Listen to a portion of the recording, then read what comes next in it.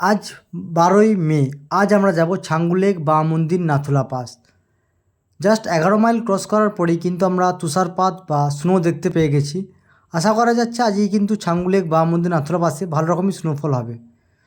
তো আমরা এই মুহূর্তে এসে পৌঁছেছি নাথুলা পাসে।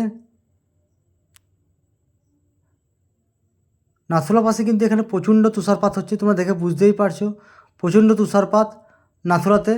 এবং পর্যটকরা এদিকে ওদিকে ছোটাছুটি করছে এবং যে প্রচুর পর্যটক এসেছে সেটাও কিন্তু বলা ভুল।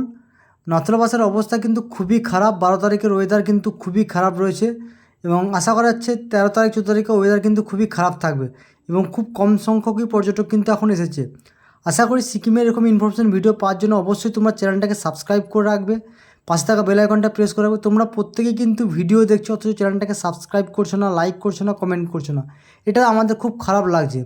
বুঝতে পারছো গাড়ি কিন্তু এখনও উপরে কিন্তু আসছে, অলরেডি দুপুর 12:30 বাজছে। গাড়ি কিন্তু ভালোই আসছে আস্তে আস্তে। প্রথমে সকাল দিকে কিন্তু গাড়ি খুবই কম আসলে এবার বেলা বাড়ার সাথে কিন্তু অনেক গাড়ি কিন্তু উপরে আসছে এবং গাড়ির উপরের অংশগুলো দেখো পুরো বরফে চাদরে মুড়ে যাচ্ছে।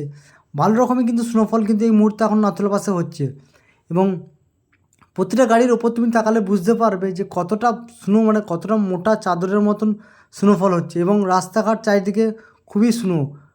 পর্যটকরা এদিক ওদিক ছোটাছুটি করছে এবং ফটো তুলতে ব্যস্ত, সবাই ছাতা নিয়ে বেরিয়ে পড়েছে এবং আমরা আস্তে আস্তে আমরা নিচের দিকে যাচ্ছি। এবার আমরা গ্যাংটকে ফিরে যাচ্ছি এবং গ্যাংটকের রাস্তা থেকে তোমরা বুঝতেই পারছো পুরো রাস্তা কিন্তু বরফে ভর্তি হয়ে গেছে। এতটা বরফ কিন্তু আমরা মে মাসেও আশা করিনি, কিন্তু দিন যত যাচ্ছে আস্তে আস্তে কিন্তু বরফের পরিমাণ কিন্তু মানে কী বলবো, ছাঙ্গু লেক, নাথুলা পাস, বাম মন্দির বা এই সিকিমে কিন্তু বাড়তে থাকছে।